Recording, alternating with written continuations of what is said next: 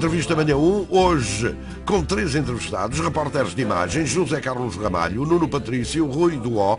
São 3 dos 36 repórteres portugueses de imagem cujas histórias estão em câmara de reflexão. O livro coordenado por justamente José Carlos Ramalho, um desses repórteres de imagem, motivo para a entrevista Manhã 1. Antena 1.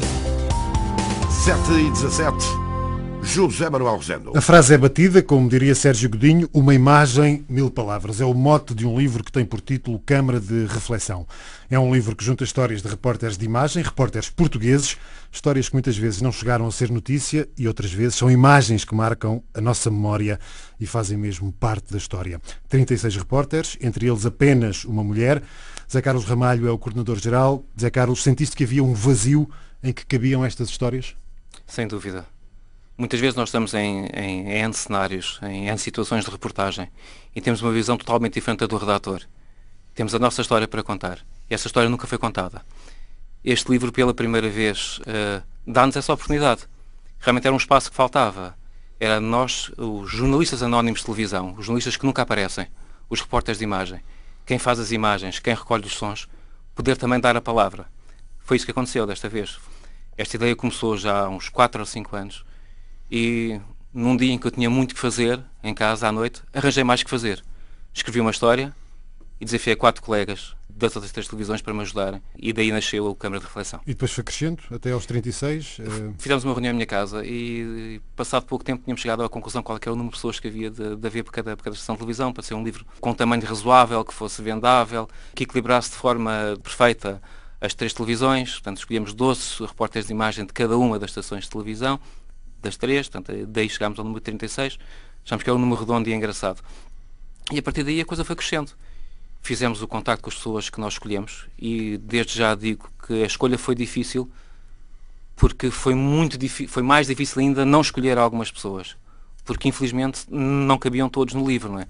Nós no país somos perto de 100, 150, então não seria um livro com 150 páginas, teria que ser um livro escrito em papel bíblia, para aí com 1000 ou mais páginas.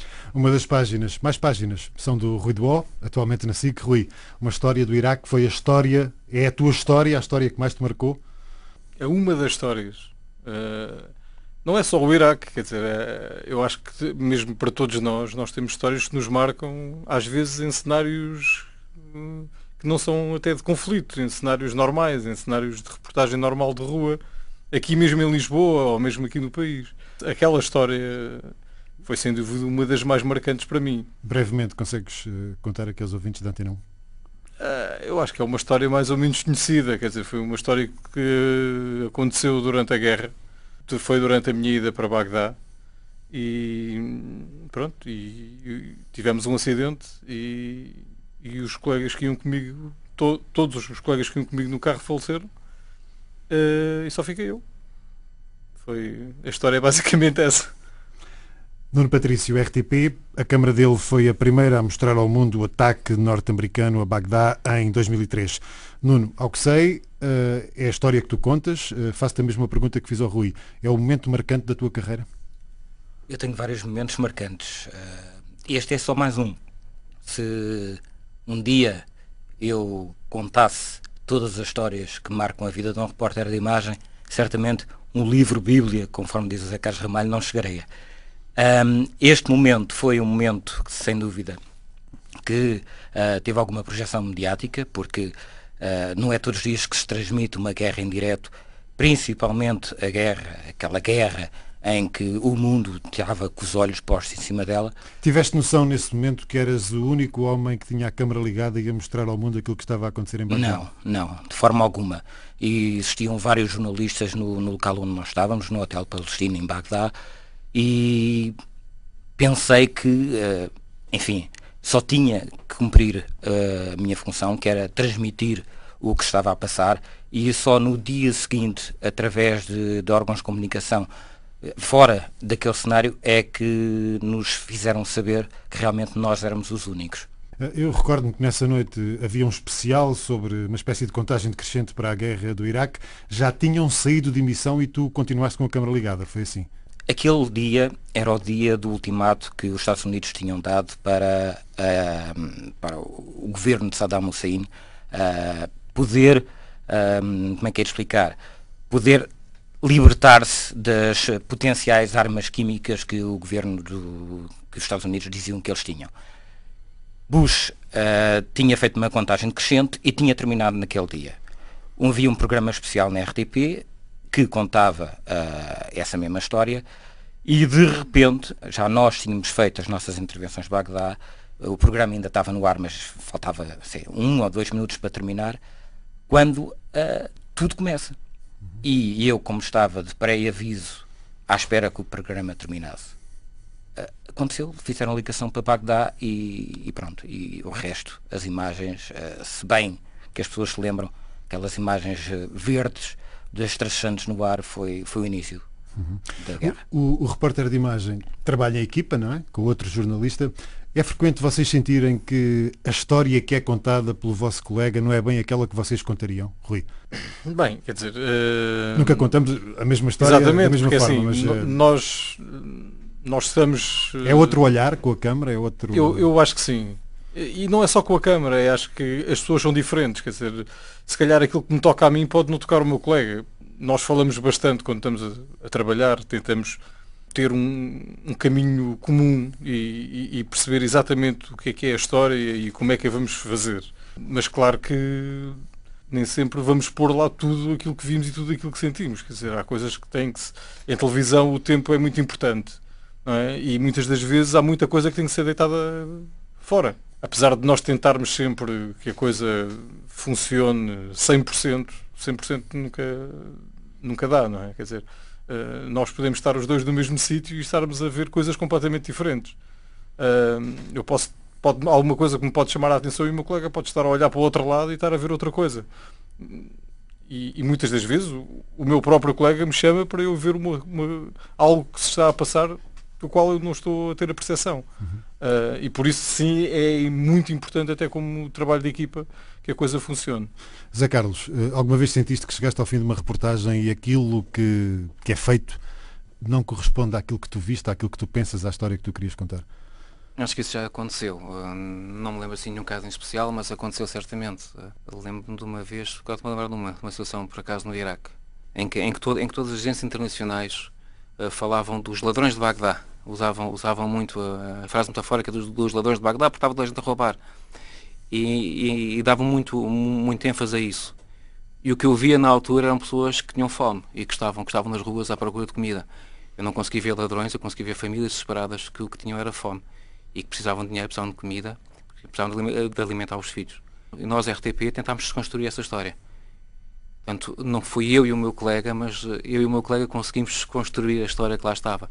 Portanto, nós não mostrámos os ladrões, mas mostrámos realmente gente que estava a roubar, mas não eram ladrões.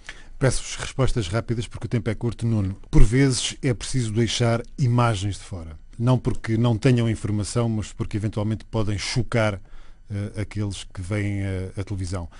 É difícil este tipo de edição? É difícil. Ou seja, há informação que, não quero dizer que é escondida, mas pelo menos que não é mostrada porque é de tal modo chocante. Nós, os repórteres de imagem, fazemos uma seleção à partida. Não estou a dizer que não se filme. Filma-se. Só que para a informação, o necessário para a informação, aquelas imagens não são necessárias. Essas imagens só vêm chocar. E também parte de nós termos a sensibilidade que aquelas imagens não vão acrescentar nada. Mas que estão lá estão. Rui, não interpretas este tipo de situação como autocensura? É um bocado de autocensura. Eu posso estar a ver uma imagem potencialmente chocante e se calhar eu às vezes penso 2 vezes se eu vou fazer ou não. Não é? Eu penso que no fundo nós acabamos por a fazer, mas muitas vezes sabemos que aquela imagem está ali um bocadinho a mais. A questão basicamente, não sei se pode colocar assim, Zé Carlos, agora para ti, na guerra morrem pessoas, porque é que não se mostram as pessoas mortas? Não é? Eu posso tentar responder com uma frase, acho que no livro, por outros autores, que é o Rui Flórido, um colega nosso da SIC do Porto. Diz que a função de repórter de imagem é filmar e não filmar. Nós temos que fazer essa própria seleção. É como dar notícias e não dar notícias? Não, é saber o que podemos mostrar e o que não podemos mostrar. Porque Senão qualquer um era repórter de imagem, era muito fácil, era apontar para lá a câmara. E nós quando escolhemos a notícia, quando chegamos a uma sala como esta e escolhemos o objeto da notícia, nós já estamos a fazer uma própria seleção. Eu sei o que quer filmar e o que não quer filmar. E há coisas que realmente eu não quero filmar. Porque, além de ser jornalista, sou homem, tenho família, há gente que vê em casa o meu produto e eu tenho que pensar também nessas pessoas. Não posso deixar de ser humano, apesar de ser jornalista. Zé Carlos, neste livro não há só histórias de guerra, há muitas outras e há histórias muito bonitas, como por exemplo aquela que é escrita pela Paula Fernandes da TVI. Curiosamente, é a única mulher e escreve a contar a história de um parto. Consegues sintetizar a história dela? Eu não sei se quer sintetizar a história dela, porque eu ainda me emociono cada vez que penso a história dela. A história chegou-me via internet às mãos e eu li a história e telefonei à Paula com lágrimas nos olhos. É uma história mesmo de uma mulher que é mãe e que assiste a um parto na água. Acho que basta dizer isto. É uma história linda e acho que toda a gente deve ler a história. Estamos quase a fechar. Nuno e Rui, uma última questão. Vocês são os homens que nos ajudam a ver o mundo, digamos assim, mas são os homens que nunca se mostram. Agrada-vos este, entre aspas, anonimato? Eu adoro. Salvaguarda-nos um pouco.